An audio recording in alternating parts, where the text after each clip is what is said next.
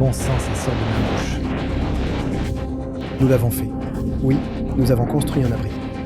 L'un des animaux les plus dangereux du monde. Mords-le entre les yeux. Regarde comme elle tombe. Mon Dieu les gars, nous venons d'atterrir sur l'une des îles les plus isolées du monde entier. Durant les 24 prochaines heures, je vais survivre uniquement avec ce que je pourrai attraper et les ressources limitées de mon sac à dos. Je vais vous dire où on est et ce qu'on fait. C'est fou, allons-y. Alors pour commencer cette mission les gars, on a nos palmes de plongée juste ici, on a aussi ce fusil harpon, et il y a une raison pour laquelle on a ce fusil harpon, je vais vous en parler un peu plus tard. On a aussi quelques autres ressources dans le sac à dos. On a notre combinaison plongée, ça va, je suppose, nous protéger de toutes les bestioles qui piquent et tout le reste. Ça va nous garder au chaud pendant qu'on plonge. On a nos masques, ça va nous aider à chasser. On a les GoPro juste ici. On a un drone, mais il ne nous sera d'aucune aide. J'ai de l'acier et un silex dedans. Ça va nous aider à faire du feu, car aujourd'hui les gars, je veux survivre. 24 heures en mangeant seulement ce que je pêche. Mais ce n'est pas tout mec. On est en ce moment sur l'une des îles les plus isolées du monde entier. Je suis tellement content de te voir. J'ai pas parlé anglais depuis 4 jours. En général, quand je vais sur ces îles, il y a toujours quelqu'un qui parle un peu anglais, ou avec qui je peux communiquer. Durant les 4 derniers jours mec, je n'ai pas dit un mot d'anglais, donc je deviens sûrement un peu fou. Si vous le voyez dans l'épisode, désolé, mais en vrai, pas vraiment mec. Il y a quelques petites barques de pêche traditionnelles, et c'est à peu près tout mec. Regarde, il n'y a rien autour de nous en ce moment. C'est tellement isolé. Et il y a quelques problèmes qui se posent quand je ne peux communiquer avec personne. Premièrement, je ne sais pas où aller. Deuxièmement, je ne sais même pas s'il y a du poisson sur l'île. Et troisièmement, le seul mot qu'ils ont réussi à me dire, c'est crocodile. Donc je suppose qu'il y a des crocodiles sur cette île. Génial. Bon, le défi est lancé. On va survivre sur cette île isolée pendant les 24 prochaines heures, sans nourriture. Explorons pour voir ce qu'on peut trouver, car je ne sais pas où est quoi que ce soit. Alors je veux juste vous dire un énorme merci, les gars. 500 000 abonnés. Mec, ce n'est que le début. 1 million d'ici 2023, est-ce qu'on peut le faire, les gars? Rendons cela possible. Partagez la vidéo, parlez-en à vos amis, bâtissons cette communauté. Je vous aime, les gars. Je suis ravi d'avoir Wade Papenfuss, Offshore Tales avec moi chaque semaine. Vous êtes ma famille, surtout ici au milieu de nulle part. Vous êtes ce qui m'empêche de devenir fou. Je vous aime tellement. Tous ces gros morceaux de corail s'échouent sur la plage. Regardez ça. Il doit y avoir un bon récif là-bas pour qu'on pêche du poisson. Je transpire comme un crocodile dans une usine de sac à main des baies. Mec, je suis trop excité d'aller dans cette eau. On devrait plonger, on a un super point de vue. On dirait qu'il y a des patates de corail et des structures là-bas. On va se diriger le long de ce récif. Je suis en train de m'équiper sur cette foutue île isolée en ce moment. La raison pour laquelle j'ai apporté mon fusil harpon, les gars, c'est parce que je ne sais pas ce qu'il y a là-bas. Il pourrait y avoir des crocodiles, il pourrait y avoir des requins, il pourrait vraiment y avoir n'importe quoi. Je ne sais pas ce qu'il y a là-bas. Et on m'a prévenu pour les crocodiles, donc je n'allais pas prendre le harpon à main, mec, parce que ça ne va pas me protéger du tout. Il est temps d'aller pêcher, bébé. On doit trouver de la nourriture pour les prochaines 24 heures. Allons-y.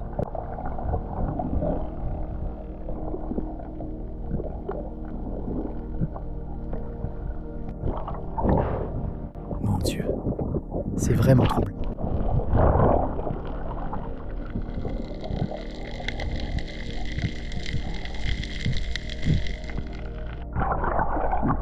Je ne vois même pas le bout de mon fusil. Waouh! Mon Dieu, les gars. C'était vraiment horrible là-bas, mec. Je pouvais à peine voir le bout de mon fusil harpon. Et il y avait un gros requin bulldog qui est venu m'observer. Il est reparti de son côté. Si j'avais tiré sur un poisson là-bas, tous les requins seraient venus. Car quand on tire sur un poisson, il envoie un signal de détresse. Les requins peuvent le sentir et viendront voir. Si cela s'était produit là-bas, avec cette visibilité, ça aurait été bien trop dangereux. J'ai donc arrêté et suis revenu. Il va falloir trouver un autre moyen de trouver à manger. Je ne sais pas quoi faire. On devra peut-être passer en mode récup. Bon, on passe en mode récup. J'ai déjà laissé tout mon équipement là-haut. On va marcher le long de cette plage, voir ce qu'on peut trouver. Avec un peu de chance, on pourra ramasser quelque chose à manger. Peut-être un poisson échoué. Ou je ne sais pas. Regardez ça. Vous voyez? Regardez les crabes.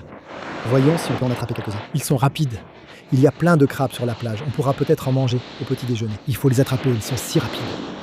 Le voilà, je le suis. On t'a vu. Le voilà. On va le rincer vite fait. Là, on est carrément en mode récup.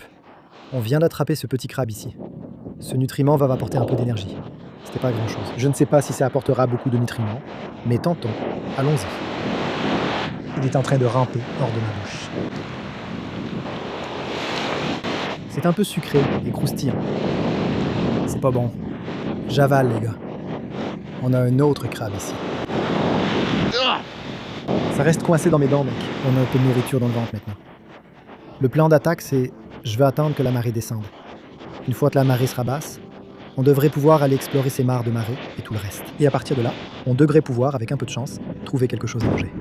Mon Dieu, regardez ça, les gars. C'est un vieux morceau de bateau échoué, ou quelque chose du genre. Je veux construire un abri avec ce fichu bateau, mec. Ça va être génial. On peut l'utiliser. On va prendre ces 2 morceaux, au cas où.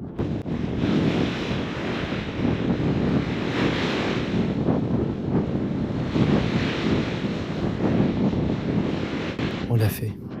Oui. On a créé un abri avec un fichu bateau. Un bateau échoué qu'on a trouvé. C'est une petite cabane géniale. Oh, on est complètement à l'intérieur d'un bateau en ce moment. Regarde ça. On est à l'intérieur d'un bateau. C'est génial. Il faut qu'on trouve à manger. Ça ne va pas se terminer comme ça. On doit trouver à manger plus tard. Regarde ce qu'il y a dans cet arbre juste ici. Allez, il y a une machette laissée ici. Tu te moques de moi ? Bon, on a cette machette juste là. Regarde ça. On a une noix de coco. Voyons si celle-ci contient quelque chose. Je suis en train de sentir ça, là. Si seulement vous pouviez sentir cette odeur aigre. C'est une noix de coco pourrie. Celle-là. On ne va pas pouvoir l'utiliser. Il va falloir continuer à explorer. Voir ce qu'on peut trouver d'autre. C'était pas possible, sûrement pas. C'est une fichue noix de coco, mec. C'est un cadeau de Dieu, mec. Je n'arrive pas à croire qu'on ait trouvé le lait maternel de Dieu. Cette magnifique noix de coco. Allons casser cette noix de coco et en boire jusqu'à la dernière goutte. Ouais. Fais un trou au sommet, comme ça. Comme ça, Dédé. C'est tellement bon. Waouh, c'était littéralement un cadeau de Dieu, mec. Je suis tellement excité. On va se détendre. On a environ 1 heure avant que la marée soit assez basse. On pourra explorer tout le récif et ce qui est derrière. Je n'arrive pas à croire qu'on ait construit cet abri. C'est fou. Je me suis juste détendu dedans pendant environ 2 heures. La marée s'est vraiment retirée en ce moment. Je vais y aller à pied, toi et moi, avec la machette. On va voir si on peut trouver quelque chose à manger pour le dîner avant le coucher du soleil. Toute cette eau s'écoule en ce moment. Et c'est parce qu'on a une grande marée descendante. On a un petit Bernard l'ermite juste ici.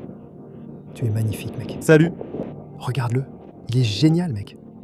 Je peux vraiment pas le manger. Il est bien trop cool, les gars. Je peux pas le manger. Vous voyez ces poches d'eau juste ici ? Avec un peu de chance, des animaux restent coincés ici et on pourra les chasser.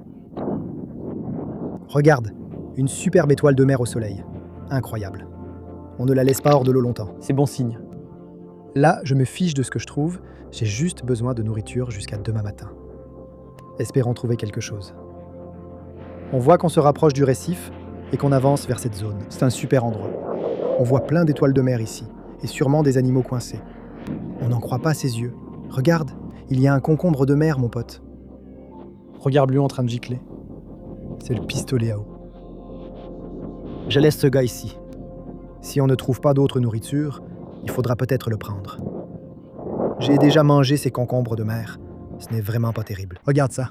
On arrive presque à la zone de corail vivant. C'est fou, mec. Qu'est-ce que c'est ? J'ai marché sur quelque chose, là.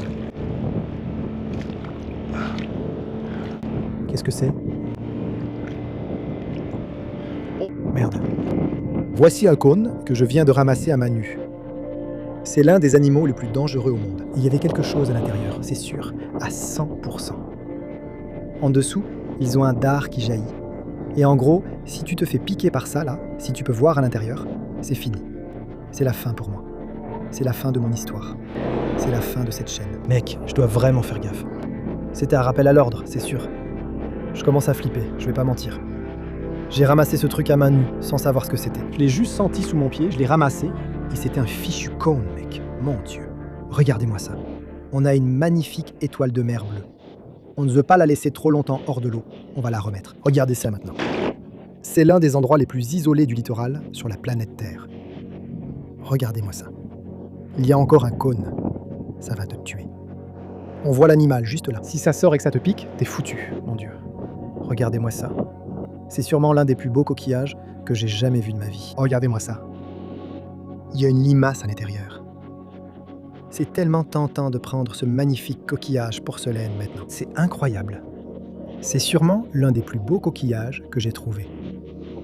Mais il appartient à un animal qui en a fait sa maison. Les gars, c'est la bonne chose à faire. C'est la mère nature ici. Ça ne m'appartient pas plus que l'océan. C'est leur maison. Il faut absolument le remettre à sa place. Exactement là où on l'a trouvé. Ici. Regardez, c'est magnifique. Et c'est difficile de le remettre. Mais c'est la nature, mec. Il faut vivre et laisser vivre. Et c'est juste la bonne chose à faire. Regardez cet oursin, mec. Tu te moques de moi? Si ce truc-là m'avait eu, ce serait aussi fini pour moi. Mec, c'est vraiment un endroit rempli de trucs qui peuvent me tuer. Regardez ça, juste là. Vous voyez ça? C'est le poisson-lion, juste là. Je n'ai pas du tout envie de me faire piquer par ce bestiau. Regardez-le, juste là. Vous le voyez? C'est magnifique, mec. Les gars, vous ne croiriez pas. J'étais littéralement juste en train de marcher, et regardez ça. J'ai dû marcher sur une pieuvre. Où est-elle? Il doit être quelque part par ici. Le voilà, le voilà, le voilà, le voilà, le voilà. Regardez comme il est camouflé, les gars. Vous ne le verriez même pas. C'est exactement le genre de nourriture qu'il nous faut. Je vais l'abattre de la manière la plus humaine possible maintenant. Nous avons cette pieuvre juste ici. La meilleure façon de l'abattre, c'est de le mordre directement entre les yeux. Tu as entendu ce craquement? Il est mort maintenant, les gars. Ça, là, c'est de la nourriture dont on a besoin. J'ai tellement faim en ce moment. Je n'ai rien mangé de la journée, donc je meurs d'envie de faire cuire cette pieuvre. Ce ne sera pas un grand repas, mais ce sera assez. On dit que l'Australie regorge d'animaux mortels. C'était l'une des chasses les plus dangereuses de ma vie. Il y a des cultivateurs locaux d'algues indonésiens ici, et je doute qu'ils aient déjà vu un occidental. À chaque fois que je m'approche, ils me regardent comme une créature étrange. On revient là où tout a commencé, mon pote. On a toujours la coquille sur les fesses. Ça tient. Les gars, on est de retour sur la plage, avec la machette, l'acier et le silex. Allons-y. J'ai trouvé ici un matériau très léger et fibreux. Avec un peu de chance, ça devrait prendre feu avec une étincelle. J'ai ici quelques bâtons de taille moyenne et d'autres un peu plus grands. J'en ai besoin. Ramène-les-moi. Oh purée. Celle-là, elle a pris, elle est partie.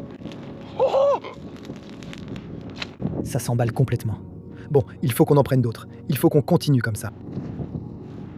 C'est parti. C'est parti. C'est parti. Je dois essayer de mettre quelque chose d'un peu plus sec sur le feu, sinon il va s'éteindre. Je vais voir à quelle vitesse ce truc prend, mais il me faut des morceaux plus gros dessus. Je vais ramasser des morceaux de bois plus gros maintenant. On va les mettre dessus. Avec un peu de chance, ça brûlera plus lentement. Comme vous voyez, on a une super base de braise. J'ai la noix de coco d'avant et une idée géniale. Je veux mettre notre poulpe juste ici, à l'intérieur de cette noix de coco. On va voir si on peut cuire un poulpe dans une noix de coco. On va tenter d'imprégner le poulpe de la saveur de noix de coco en le mettant directement. Je n'ai jamais essayé, donc je suis très excité de tenter l'expérience. Je pense que c'est possible. Je mets toutes ces braises sur notre poulpe que vous voyez dans cette noix de coco. Je n'ai jamais fait, je ne sais pas si ce sera bien. Donc on va devoir tenter le coup. Ça va un peu agir comme un four, donc il va falloir lui laisser un peu de temps.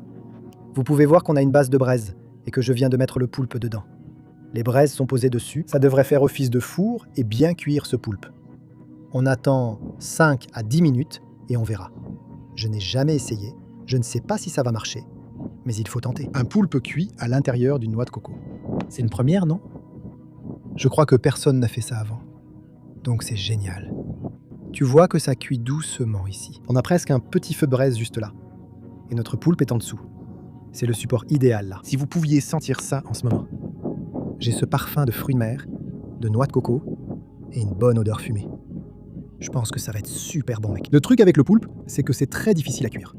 Si tu le fais trop cuire, ça va devenir caoutchouteux. Et si tu ne cuis pas assez, ça va juste être moche. Ça va juste être mauvais, mec. Donc là, on joue vraiment à la roulette pour savoir si on va bien le cuire. Mais c'est un poulpe assez petit, donc je vais probablement lui laisser encore 2 ou 3 minutes. Et ensuite, je pense qu'on enlève ses braises et qu'on tente le coup, hein. C'est le moment de vérité. On va retirer ce poulpe du feu, là. Enlevons ces braises d'ici. Je vais juste laver ce magnifique poulpe qu'on vient d'attraper à main nue. On tente, mec. Voyons comment ça passe. On a vraiment réussi la cuisson. Tu te fiches de moi, mec? Franchement, c'est incroyable. C'était l'une des aventures les plus folles que je vous ai fait vivre. Merci pour votre soutien. Aimez et abonnez-vous si ça vous a plu. À la prochaine aventure. Beaucoup d'amour. Chez vous.